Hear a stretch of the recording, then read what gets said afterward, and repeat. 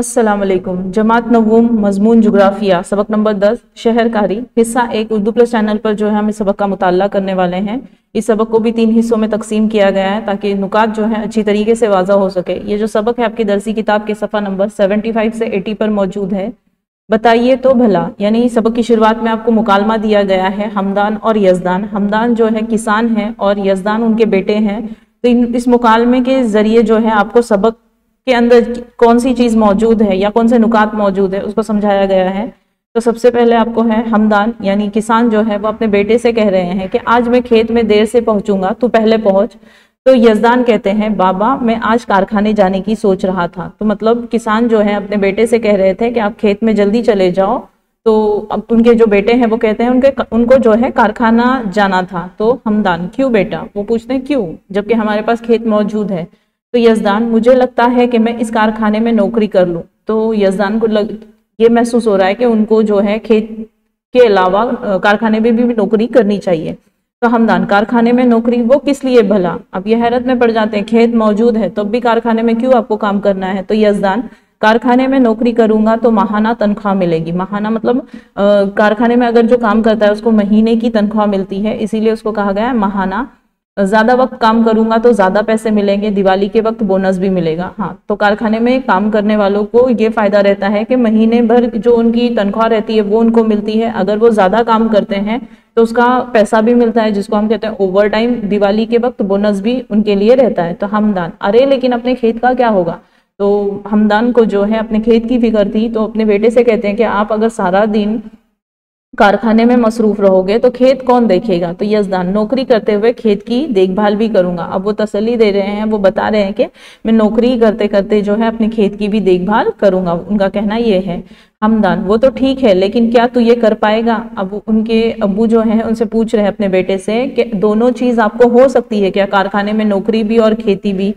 तो यजदान बाबा मैं सब देख लूंगा, आप फिक्र ना करें, हमें अपने मुस्तकबिल की फिक्र करना चाहिए। आज हमारा गांव जैसा दिखाई दे रहा है, मुस्तकबिल में ऐसी बहुत सी तब्दीली होने वाली है। तो अपने अब्बू को जो है वो समझा रहे हैं कि आप फिक्र मत करो, मुस्तकबिल यानी आने वाले जो फ्यूचर है, आने वाले जो दिन है, हमारा गांव जैसा दिखाई दे रहा है इसमें बहुत सी तब्दीली होने वाली है, जिसको हम एडवांस टेक्नोलॉजी कह सकते हैं, ग्लोबलाइजेशन कह सकते हैं, जदीद आलमकारी, जैसे हमने देखा कि जदीदियत है, सनत कारखाने कायम हो सकती। तो इस तरीके की जो है तब्दीली का वो बयान कर रहे हैं कि हमदान कौन सी तब्दीली की बात कर रहे हो। तो यजदान अब वो पूरी तरीके से उसकी वजाहत कर रहे हैं कि तब्दीली क्या है। तो आप माजी में जाइए, माजी में मतलब वो बता रहे हैं कि आप 10 साल 20 साल जब पूरे पिछले जाते हैं तो आप देखोगे कि अपने गांव की जो शक्ल थी वो अलग थी, और अब आगे के जो 10 साल 20 साल है यहाँ पर अलग है। और हो सकता है आने वाले 10 और 20 सालों में इसका जो शक्ल है, इसकी जो नक्शा है, इसकी जो नूयत है वो बदल जाए। तो पहले हमारा गांव कितना छोटा था, जरा हमारे गांव की मौजूदा हालत तो देखिए, मतलब अभी का गांव। आज हमारे गांव के नजदीक कारखाना कायम हो चुका है, हमारा खेत गांव से करीब है। कारखाने की वजह से हमारे रास्ते सुधरेंगे, दवाखाने, स्कूलें, कॉलेज, सरकारी दफातर जैसी सहूलतें फराहम हो जाएंगी। गांव में बड़ी बड़ी इमारतें तामीर हो जाएंगी, बाहर से लोग यहाँ रहने के लिए आएंगे, गांव की तोसी और तरक्की होगी। अगर आप भी किसी गांव से ताल्लुक रखते हैं तो आपने देखा होगा कि आने वाले दिनों में वहां पर बहुत सी तब्दीलियां अपने जो है देखी होंगी।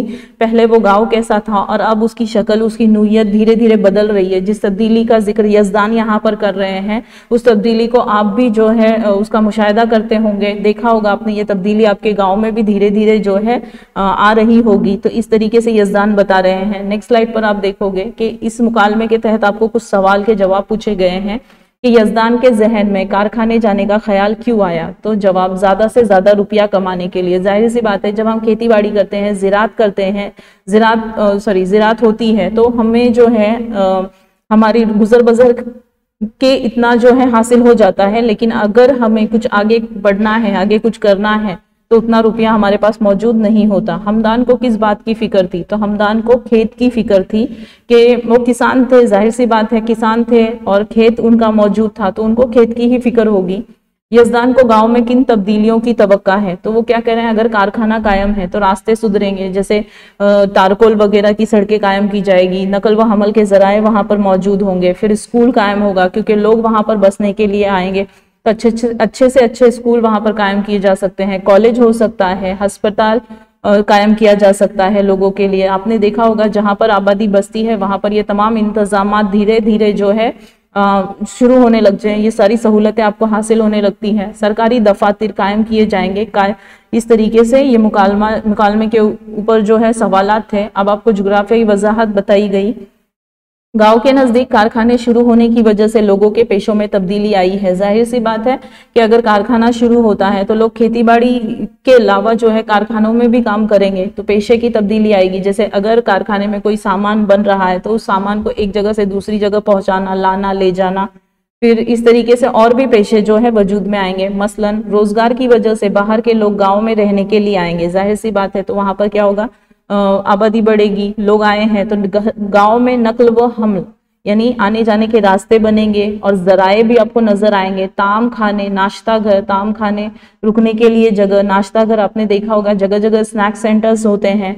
मतलब छोटा मोटा जो है खाना नाश्ता हल्का फुल्का आपको नजर आएगा, छोटी मोटी दुकानें नजर आएगी, खुर्दा फरोश दुकानें, जैसे कि हमने पिछले सबक में भी पढ़ा था कि खुर्दा फरोश क्या होता है कि छोटे मोटे जो किराने की दुकानें हमें आसपास नजर आती हैं, छोटे छोटे थोड़े बहुत सामान उसमें नजर आते हैं, उन्हें कहेंगे खुर्दा फरोश।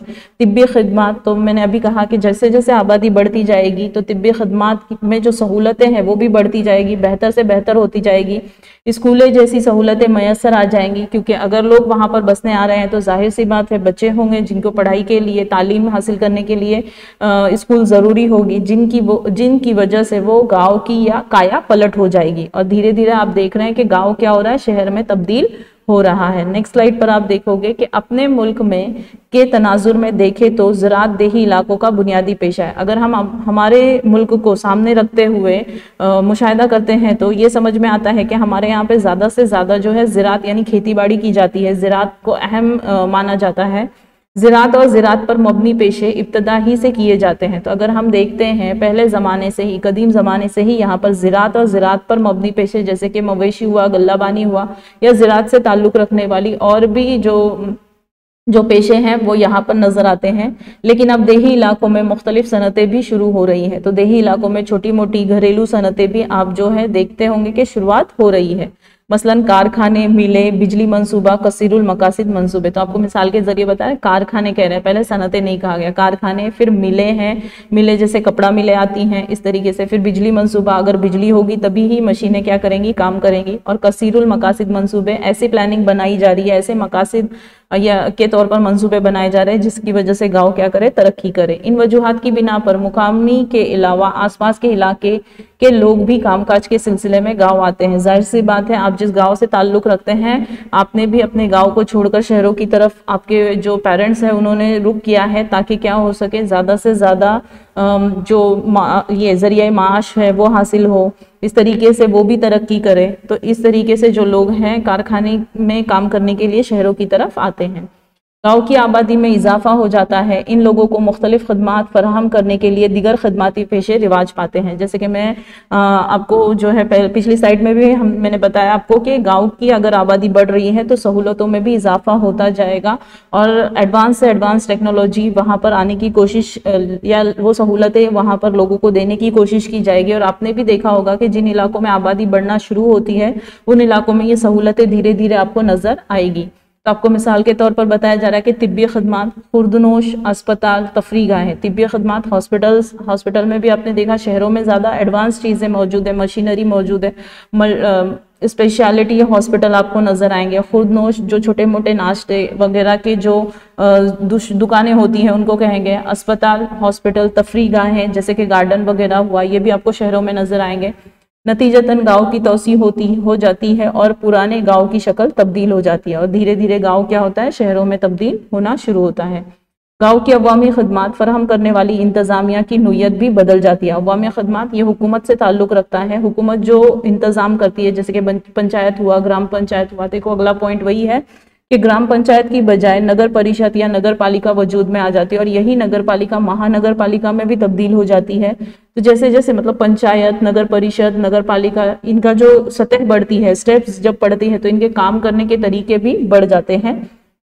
इस इंतजामिया के जरिए शहरियों को मुख्तलिफ बुनियादी अवामी खदमात की फरहमी होती है। अब बुनियादी अवामी खदमात नीचे के पॉइंट में आपको बताया कि कौन सी ज़रूरतें या कौन सी चीज़ें वो लोगों की पूरी करते हैं अवाम की, जैसे कि पीने का पानी आपने देखा होगा, नल का कनेक्शन होता है, ये जो साफ पानी हमारे तरफ पहुंचता है ये हुकूमत के जरिए होता है। फिर रास्ते सड़कें बनाना, सड़कों पे जो स्ट्रीट लैंप होते हैं, लाइट्स होती है, वो भी हुकूमत करती है। ज़राए नकल व हमल आपने देखा होगा कि अवामी बसेस वगैरह चलती हैं। फिर पानी की निकासी, ड्रेनेज सिस्टम जिसको हम कहेंगे कि गंदे पानी को ठिकाने लगाना, रास्तों की रोशनकारी, मैंने अभी कहा आपको कि रास्तों पर जो है लाइट्स वगैरह मौजूद है। साथ तफरीही ज़राए मतलब आपने देखा होगा फुटपाथ वगैरह पर बैठने के लिए होता है। फिर घास वगैरह लगी होती है ताकि गार्डन की तरह उसको बनाया जाता है। फिर काबिल दीद मुकामात, अगर वो इलाके में कोई घूमने फिरने वाला मुकाम हो या तारीखी मुकाम हो तो भी हुकूमत वहां पर तवज्जो देती है। फिर शहरी मनसूबाबंदी के उस गांव को किस तरीके से शहर में तब्दील किया जा सके उसकी प्लानिंग होती है। बागात जैसी सहूलतें, गार्डन्स मैंने आपको कहा फराहम करना होता है। नतीजतन गांव अपनी शक्ल बदलकर शहर बन जाता है। धीरे धीरे ये तब्दीलियां हमें नजर आती हैं। तो भारत के दफ्तर बराए मरदमशुमारी ने शहरों के हवाले से 1961 ईस्वी में दर्ज झेल मियार तय किया है। अब दफ्तर बराए मरदमशुमारी ये दफ्तर जो मरदमशुमारी मतलब क्या होता है कि आबादी का गिनना, इसको क्या कहते हैं मरदमशुमारी। और यहाँ पर भारत में हर 10 साल में मरदमशुमारी की जाती है जिसको हम जनगणना भी कहते हैं। ठीक है, तो आपको कुछ पॉइंट्स दिए गए हैं। अगर कोई गांव इस पॉइंट के तहत, इस उसूल के तहत उतरता है तो हम उसे शहर कह सकते हैं। कि जिन आबादियों में काम करने वाले मर्दों की 75% तादाद गैर ज़रूरी पेशों से वाबस्ता है उन्हें बस्ती या शहरी बस्ती समझा जाए।